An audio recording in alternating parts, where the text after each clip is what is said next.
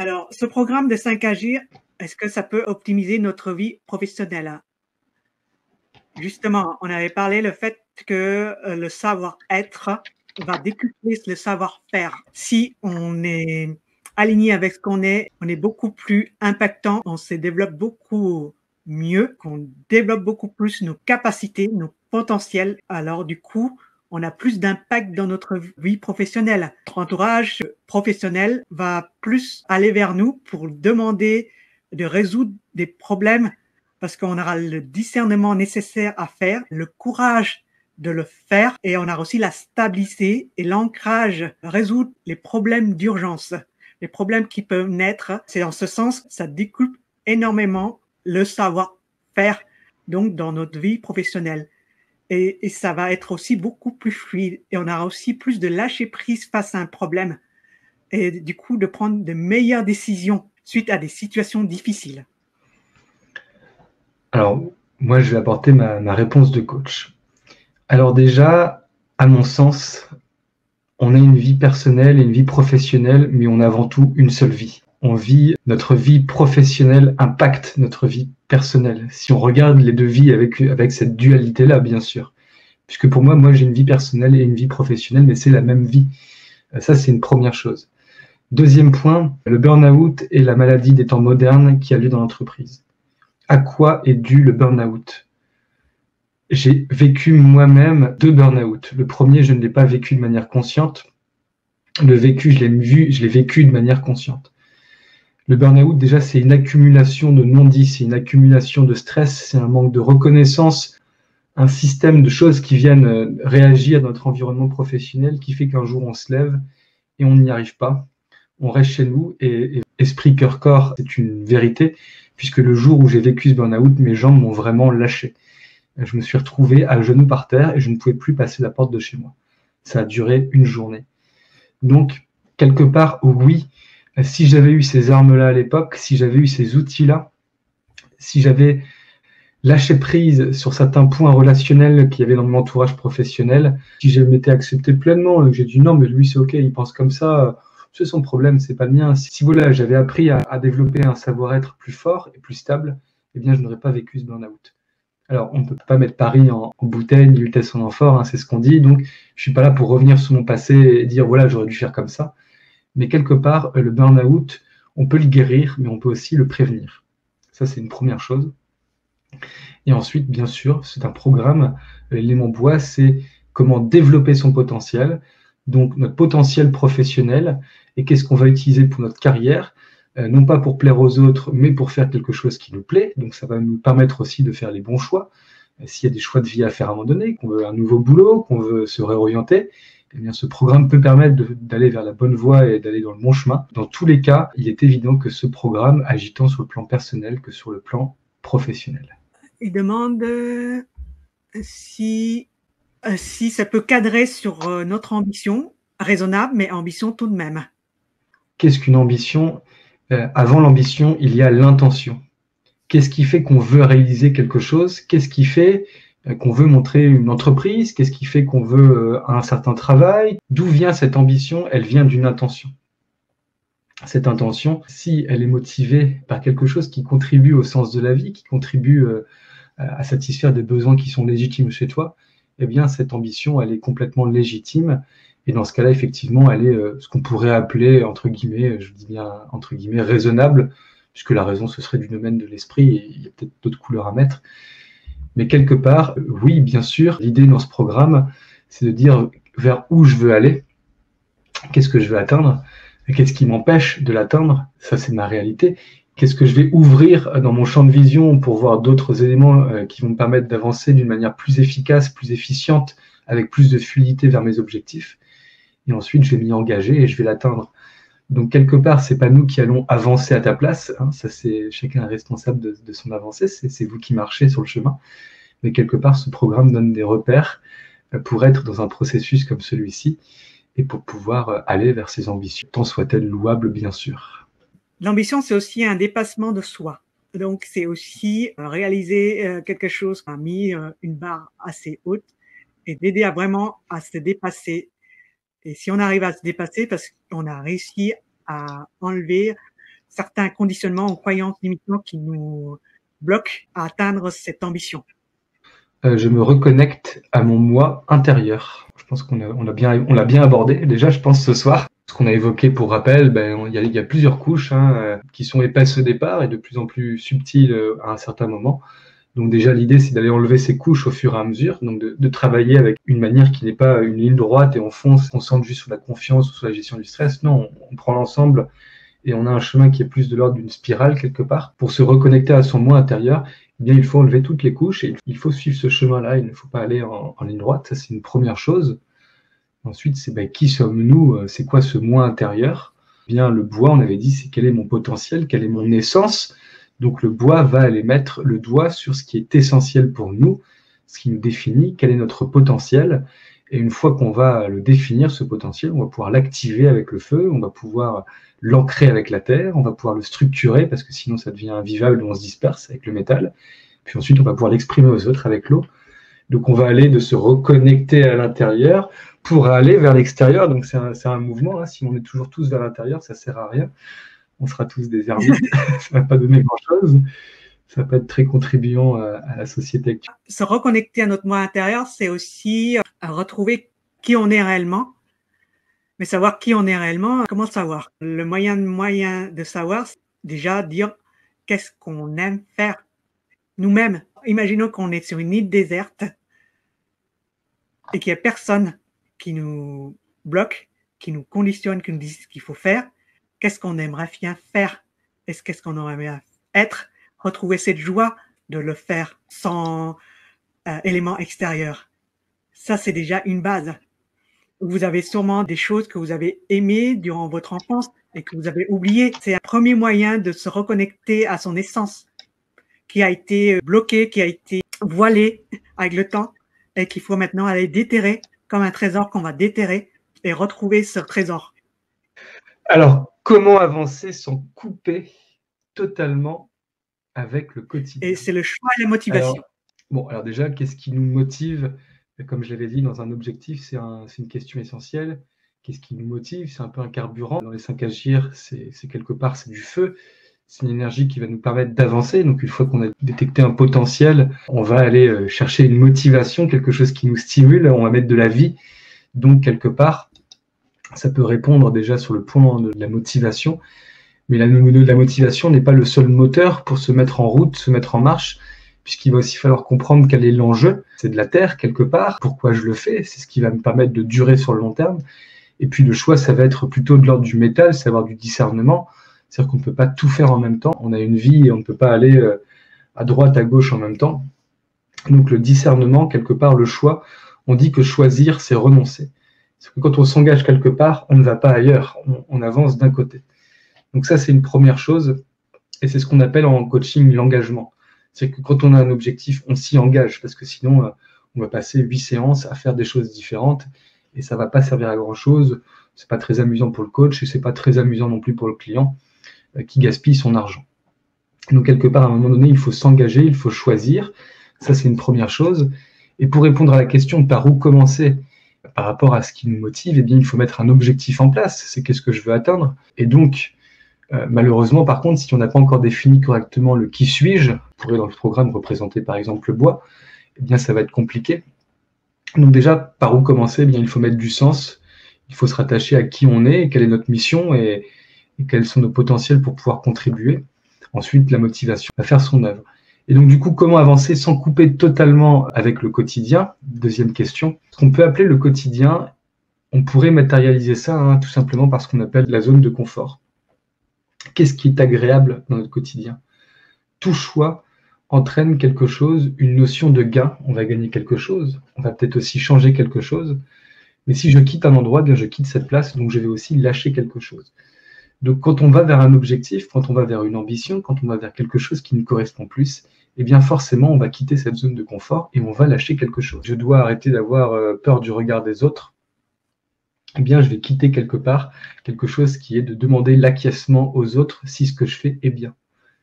Donc, Ça, quelque part, ça représentait une partie de notre zone de confort et on va devoir s'en séparer. Si je suis parent et que je veux me réaliser à un moment donné et que je dois arrêter un peu tout le temps de m'occuper des autres, mais que je dois aussi m'occuper de moi, eh bien peut-être que je dois aussi lâcher prise sur quelque chose et lâcher prise sur le fait que les autres n'ont pas toujours besoin de moi, qu'ils sont autonomes et qu'ils peuvent aussi des fois se débrouiller tout seuls.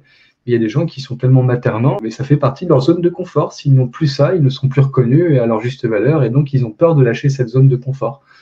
Donc, pour tout à chacun, la zone de confort va représenter un ensemble de choses qui peuvent nous paraître agréables quand on les questionne correctement. Eh bien, ça peut aussi devenir des freins. Donc, le confort est agréable. Des fois, c'est bien d'être dans le confort, de passer une bonne soirée, de regarder quelque chose d'agréable. C'est OK. Mais si on se prélasse dans cette zone de confort en permanence, eh bien malheureusement, on est dans un état statique. On n'est plus dans le sens de l'évolution, on ne va plus vers une forme de dépassement. Comment avancer sans se couper totalement avec le quotidien? Alors la question, c'est peut-être dire pas totalement, il faut le faire progressivement, pas à pas. Par contre, quelque part, il faut quand même accepter de couper un petit peu. Sinon, malheureusement, ça ne fonctionne pas. Et donc, aussi, dans le choix et la motivation, c'est être clair avec soi-même et être cohérent avec soi-même et dire entre ce qu'on veut et ce qu'on veut réaliser, est-ce qu'on est prêt à faire les sacrifices nécessaires, prendre le chemin nécessaire pour y arriver. Comment je vais faire pour y arriver et qu'est-ce que je suis prêt à m'impliquer là-dedans, à le réaliser. Et si ça, entre ce qu'on pense et ce qu'on va réaliser, n'est pas cohérent, on rentre dans les contradictions et on va faire des autosabotages. C'est un programme qui permet de retrouver notre discernement. Et on écrit « Quand vous évoluez dans un contexte qui génère de la confusion et de l'incertitude, il est possible d'agir de manière irrationnelle ou dispersée. » Donc se pose la question du comment est réalisé ce choix. Et donc dans ce genre de situation, il est important de retrouver du discernement. Donc le choix est vraiment très important, mais pas le choix irrationnel, le choix rationnel ou en tout cas non dispersé, et d'agir avec notre libre arbitre et non plus comme les autres aimeraient que vous le fassiez. Parce qu'inconsciemment, on peut même agir et faire des choix pour des personnes qui n'existent plus. C'est ce qu'on appelle le transgénérationnel. Et donc, on peut continuer à être conditionné par des très vieux schémas et donc à faire des choix qui ne sont pas les nôtres. Et donc, ce programme, les 5 Agir pour évoluer en cohérence, donne des clés pour agir au bon endroit, au bon moment et ainsi retrouver sa stabilité en temps de crise et du coup faire les bons choix qui s'offrent à nous dans l'instant présent. Parce qu'on doit aussi faire avec l'environnement extérieur. Sinon, on est dans le déni. Et donc, c'est reprendre aussi son pouvoir personnel pour pouvoir décider de sa vie. Problématique suivante, avoir des pistes pour atteindre mon but. Et la question, comment évoluer efficacement? As-tu des pistes? Alors des pistes. Alors nous, on ne propose pas des pistes, on propose un chemin.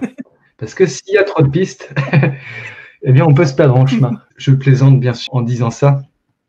Avoir des pistes pour atteindre le but, eh bien, plutôt que de parler de pistes, eh bien, parlons peut-être du mot repère. Nous parlons d'un chemin qui est balisé avec des repères pour justement ne pas se perdre. Le principal outil qu'on a quand on ne veut pas se perdre, eh bien, soit on a une boussole, soit on a un GPS, ou soit on regarde les étoiles parce qu'on connaît le ciel. Mais en tout cas, l'idée, ce n'est pas d'avoir des pistes, mais plutôt d'avoir des repères. Donc j'espère qu'on en a suffisamment abordé ce soir, qu'on a été pertinent sur cette problématique-là. Et ensuite, comment évoluer efficacement? Alors dans efficacement, on peut entendre que ce soit le plus rapide possible, que ce soit le plus efficient possible. Et donc l'efficacité peut être tout à fait subjective. Encore une fois, nous on dit qu'il n'y a pas de pilule miracle. Alors première réponse qui peut être tout à fait paradoxale, eh bien pour évoluer efficacement, il faut prendre son temps. Il faut y aller pas à pas et progressivement. Si on veut aller trop vite, on va oublier une partie du puzzle. La racine, l'origine de nos blocages va revenir et va repointer à nouveau le bout de son nez d'une manière différente, avec une couleur différente, et on va revivre le même scénario. Ensuite, pour évoluer efficacement pour moi, c'est quand il n'y a pas de frottement, quand c'est fluide, quand ça avance d'une manière fluide. Eh bien, pour ça, il y a justement un chemin à voir. Si par exemple, aujourd'hui, je fais quelque chose et que je ne suis pas en accord complètement avec, par exemple, qu'il y a une de mes valeurs qui est complètement heurtée, eh bien, toute la journée, je vais ressasser ça. Oui, il faut que je le fasse, mais j'ai pas envie de le faire. Oui, il faut que je fasse ça, mais ça me rend triste parce que je suis pas reconnu ou parce qu'on regarde pas mon travail. Eh bien, quelque part, là, on n'est pas dans l'efficacité. Ça va manquer de fluidité. Toute cette dimension émotionnelle, mentale, ça va mouliner. Avec cette énergie, d'ailleurs, ça a été prouvé scientifiquement, on pourrait allumer une ampoule et faire fonctionner pendant quelques minutes ou même quelques heures cette ampoule avec la propre énergie qu'on produit avec notre cerveau, tellement ça mouline. Alors qu'en fait, cette énergie, eh bien, on pourrait l'utiliser complètement à un autre escient. On pourrait l'utiliser pour être créatif, on pourrait l'utiliser pour mettre en place de nouvelles solutions. Donc, par exemple, en temps de crise, au lieu de dire oh, c'est la crise, fait chier, je me plains, c'est chiant, personne ne nous aide. Non, si au lieu de me dire ça, je suis en train de me dire comment je vais m'y prendre, qu'est-ce que je vais mettre en place, comment je vais m'y prendre sur le long terme, qu'est-ce que ça modifie chez moi. Et si je me pose ces bonnes questions-là, eh bien là, on sera dans un processus d'évolution qui sera efficace et efficient.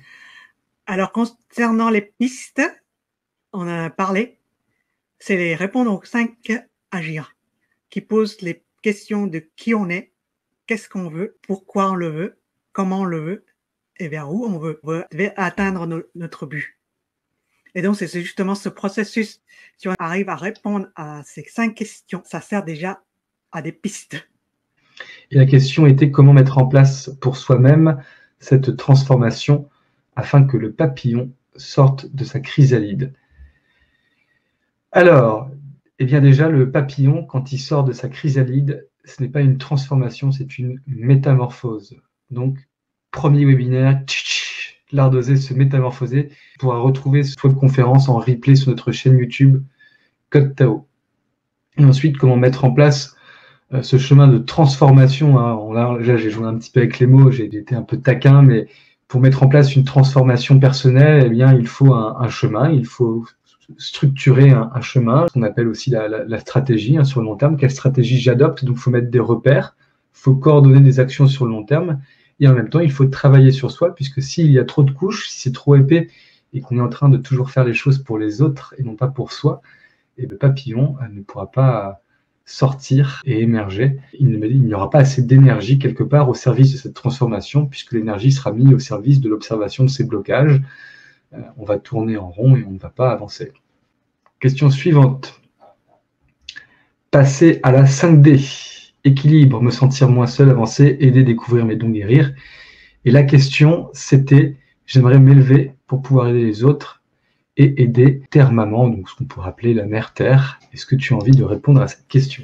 Alors, actuellement, on parle beaucoup de 5D. La 5D, c'est l'évolution spirituelle vers un monde où on n'est plus bloqué par nos conditionnements, par notre passé, mais plutôt être mis dans l'espace-temps. C'est ce qu'on pense de la 5D. Nous, on parle des dimensions de l'être quand on parle des dimensions, quand on parle de 3D qui n'a rien à voir avec la 5D. Alors, la vraie question à se poser, est-ce que la 5D n'a jamais existé avant? Et pourquoi elle existe maintenant? Est-ce que les maîtres du passé n'étaient pas déjà en 5D? Ou les personnes qui étaient en recherche spirituelle n'étaient pas déjà en 5D? Est-ce que c'est plus un don qu'on se met? C'est juste un processus. Il ne faut pas s'attacher aux mots. Si on veut passer à la 5D dans cet environnement très spirituel, c'est savoir est-ce qu'on est aligné déjà dans notre être par rapport aux dimensions qu'on a parlé, les différents corps qu'on a. Si on n'est pas capable de réaliser cette harmonie en nous et de faire sortir tous nos potentiels, de retrouver un équilibre en soi et à l'extérieur de soi, comment on peut passer à la 5D? C'est comme en fait une voiture. Imaginez, vous conduisez une voiture, on commence par la première, la deuxième, la troisième, on essaie de gérer la boîte de vitesse, les freins, l'embrayage, apprendre à regarder à gauche, à droite, regarder à la route et maintenir une vitesse en première, deuxième, troisième. Et quand on a bien atteint la troisième vitesse, on commence à aller vers la quatrième. On ne peut pas aller de la troisième à la cinquième ou de la première à la troisième. Il faut un temps d'adaptation pour qu'on ait le contrôle de cette voiture, de pouvoir contrôler la vitesse et les changements qui peuvent venir sur la route. Parce que passer de la troisième à la cinquième demande beaucoup d'attention, de réflexe et d'expérience à tenir face aux difficultés de la route qui peuvent venir. Pour évoluer et faire sortir ce qu'on a vraiment et être dans la vibration de la 5D, c'est de travailler couche par couche pour arriver justement à ce que cette couche soit moins lourde et que ça devient beaucoup plus fluide et les choses vont se faire beaucoup plus facilement et plus librement. Alors moi, sur la 5D, bon, j'ai été me renseigner, j'ai été lire parce que je connaissais pas ce concept. J'en avais entendu parler, j'avais vu dans l'actualité les mots 5D, ça ne m'a pas spécialement appelé. Parce que quelque part, j'ai les pieds sur Terre et donc je suis sur Terre et j'expérimente sur Terre. Donc oui, il y a une dimension spirituelle, mais il faut garder les pieds sur Terre. D'ailleurs, spirituel, c'est avoir de l'esprit, hein, quelque part, ça vient du mot esprit. Donc on pourrait parler d'esprit supérieur. C'est une première chose. Effectivement, si on ne sait pas conduire le véhicule, ça va être compliqué d'aller vers ce genre de choses qui sont décrites dans ce processus de 5D. Ensuite, ce serait très facile, quelqu'un qui vit une grande souffrance, quelqu'un qui a beaucoup de douleur, quelqu'un qui est dans la confusion, qui vit quelque chose de très difficile, eh bien, avec mes compétences de coach, avec mes outils que je maîtrise en PNL, eh bien, ce serait très facile pour moi de dire à cette personne, voilà, prends une grande inspiration, je te laisse visiter un endroit où tout n'est que un, tout n'est qu'unité. Voilà, mais néanmoins, nous ne sommes pas en train d'expérimenter ça. Nous sommes en train d'expérimenter ce corps, cet esprit et ces émotions. Donc c'est très facile de projeter quelqu'un dans cette recherche d'unité, mais quelque part, l'expérimentons-nous vraiment à réel escient? Notre esprit inconscient est capable de beaucoup de choses. D'ailleurs, c'est un des pièges de la méditation qui est expliqué par beaucoup de grands maîtres. On peut facilement atteindre des phases d'extase, des phases d'imagination, où la vie est belle, où tout est beau, mais quelque part, ce n'est pas ça l'éveil, ça c'est un piège de l'esprit, parce que c'est très facile avec l'hypnose, avec des outils particuliers, puisque quand on médite, on est dans un certain état, hein, ça a été montré scientifiquement, les ondes qui sont émises par notre cerveau changent, on est dans un état complètement différent, et bien dans cet état complètement différent, il faut être très vigilant à ces pièges de l'esprit. En tout cas, moi personnellement, je n'ai pas expérimenté cette 5D. Par contre, j'expérimente les 3 dimensions, c'est-à-dire d'apprendre et d'évoluer déjà en étant aligné esprit, cœur et corps. Et déjà, c'est un beau challenge. Ça nous permet déjà d'aller vers plus de cohérence. Pour atteindre un certain état d'esprit, eh bien, il faut qu'il y ait de la cohérence parce que si il y a des blocages partout déjà à ce niveau qui est déjà assez épais et assez costaud, hein, on parle de matière, là, hein. Et bien si déjà ça c'est incohérent et qu'il y a des choses qui ne vont pas déjà à ce niveau-là, que ça ne va pas au niveau de l'esprit, que ça ne va pas au niveau du cœur, eh bien je ne vois pas comment on peut déjà aller plus loin parce qu'il n'y a pas grand-chose qui va passer avec cet état-là. Comment ne plus gamberger? J'ai beaucoup aimé cette question. Comment ne plus gamberger? Et la problématique, c'est le couple. Comment ne plus gamberger dans un couple? La question est très vaste. Il aurait fallu être plus précis dans ce domaine. Pourquoi on gamberge? Ben oui, gamberger, hein, la gambergation, on va inventer ce mot-là. La gambergation, c'est quelque chose qui est très dans le domaine du mental, hein. C'est le hamster qui mouline dans la tête. Ça, c'est une première chose. Et dans un couple, c'est qu'on est deux. S'accepter, se connecter à soi quand on est dans un couple, je pense que c'est la première des choses à faire. On n'est pas là pour toujours plaire à l'autre, on est aussi là pour être soi-même, sinon il n'y a aucun intérêt à se mettre en couple, on n'apporte rien à l'autre. Si on a peur de se séparer de l'autre, si on veut toujours plaire à l'autre, si on ne veut pas être rejeté par l'autre, eh bien on ne vit plus pour soi. Et donc ça, pour moi, ça n'a aucun intérêt d'être en couple dans ce texte-là. Ça permet de poser des questions à l'autre et donc de plus gamberger. Par exemple, en CLV, on va dire, mais quel est ton besoin? J'observe, ça ne va pas. Quel est ton besoin? Ça me ferait vraiment plaisir de l'identifier pour qu'on puisse mettre des choses concrètes en place pour que ça aille mieux, quoi, tout simplement. Comment dépasser la peur et oser suivre ses envies d'agir? On l'avait abordé déjà dans la deuxième webconférence, donc l'art d'oser se réaliser, on a indiqué un mécanisme, mais en gros, la peur est très en lien avec un besoin et une émotion. Il se passe quelque chose, notre cerveau nous l'indique par une émotion, on dit « Oh, j'ai peur », et donc quelque part, cette émotion vient du fait qu'un besoin n'est pas rempli. Par exemple, on va prendre un besoin classique, un besoin de sécurité. Deux types de peur, il y a la peur frayeur et il y a la peur émotion. La peur frayeur, c'est si un cerf traverse et que je suis en voiture, je vais devoir l'éviter. Et donc là, il y a quelque chose qui va venir, qui va me permettre d'avoir un réflexe. Ça, c'est OK. Mais si à chaque fois j'ai peur de prendre la voiture, j'imagine qu'il y a un cerf alors qu'il n'y en a pas, là, ça devient une émotion. Dans ce cas-là, on va interroger le besoin, puisque c'est ce besoin qui va créer cette émotion. Par exemple, je me sens en insécurité. Première chose à faire pour oser dépasser sa peur, c'est de prendre du recul sur cette peur, de dire, ça vient de quel besoin? Je la regarde, et est-ce que ce besoin est toujours légitime pour moi aujourd'hui? Déjà, quand on prend du recul, qu'on arrête de nourrir cette peur en étant dedans, la tête dedans, le nez dans le guidon, on commence à prendre conscience que le besoin n'est peut-être pas aussi légitime que ça n'y paraît. Et derrière, pour aller équilibrer la peur, il faut du courage. Voilà, mettre un petit peu plus de courage dans la balance et un peu moins regarder la peur, ça permet de la faire pencher. et ça permet de s'engager beaucoup plus facilement vers l'action. Réponse de coach, mais après ça dépend de chacun, ça dépend, ça se questionne de manière ouverte, c'est pas une recette magique, c'est aussi une systémie, donc, mais c'est déjà un beau processus pour aller visiter ses peurs. Alors, une dernière question, le taoïsme dans la vie concrète, ce que ça signifie. Alors, c'est une grande question. Là, j'ai voulu donner un Tao beaucoup plus accessible, plus simple, donc j'ai résumé en 3 mots le mot Tao, qui est la transformation, l'action et l'optimisation. Donc la transformation, on en a parlé, l'action à mettre concrètement dans la vie, de réaliser ces actions, et ces actions doivent nous mêler, c'est-à-dire de devenir meilleurs de plus en plus. C'est aussi un art de vivre. Ça implique un processus d'évolution, de changement. Ça veut dire qu'on va apprendre aussi à lâcher prise, à avoir beaucoup plus de fluidité, avoir beaucoup plus de solidité. Et c'est pour ça qu'on parle des 5 agirs. C'est un processus de l'énergie. Comprendre comment ce processus d'énergie en nous et nos contradictions, comment ces contradictions peuvent se transformer, avoir beaucoup plus d'énergie et remplir notre existence d'autres choses que des angoisses, de l'anxiété, de la peur.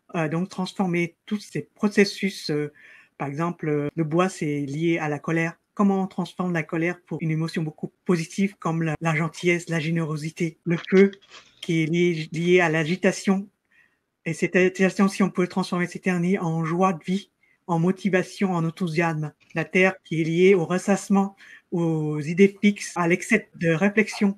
Cette énergie, on peut la transformer en compassion, en gratitude, en responsabilité. La même chose pour le métal qui est lié à la tristesse. Comment on peut transférer l'énergie de la tristesse en discernement, en courage. Comme l'eau est liée à la peur. Comme cette année-ci, l'année du rat, qui est en fait une année d'eau. Le rat est le métaphore de l'eau. Cette peur, on peut la transformer en une énergie beaucoup plus de volonté, d'adaptabilité, de fluidité. Cette année, la vie nous apporte cette peur. Elle sera en plus de plus en plus présente au mois de novembre et décembre, qui sont 2 mois d'eau. Il faut bien se préparer et se tenir et s'ancrer fortement parce que la peur, elle va revenir en force. Du coup, face à ces énergies négatives, comment on fait le processus de changement et de transformation et l'appliquer dans sa vie quotidienne avec cette application de devenir meilleur, plus ancré et plus stable face aux difficultés. Un art de vivre, aller vers plus de savoir-être pour mieux faire dans notre vie. Le Tao représente beaucoup de disciplines, beaucoup de préceptes. L'idée, c'est d'avoir une vision globale de la vie dans un premier temps et d'apprendre à vivre. C'est un art de vivre. Donc, quelque part, c'est le travail de toute une vie. Je pense que le taoïsme, c'est aussi apprendre à vivre, aimer la vie, tout simplement, au présent. Il est symbolisé par le yin et le yang.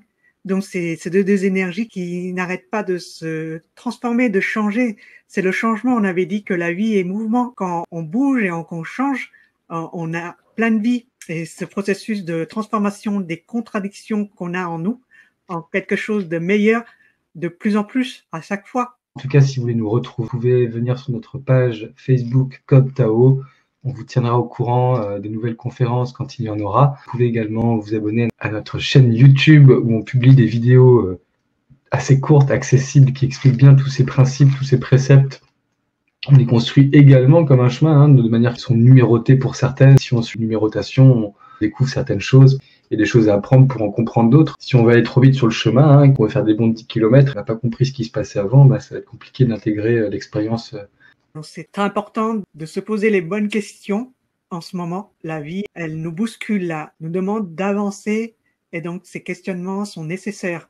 Et répondre à ces questions existentielles pour nous retrouver et retrouver notre place dans ce monde.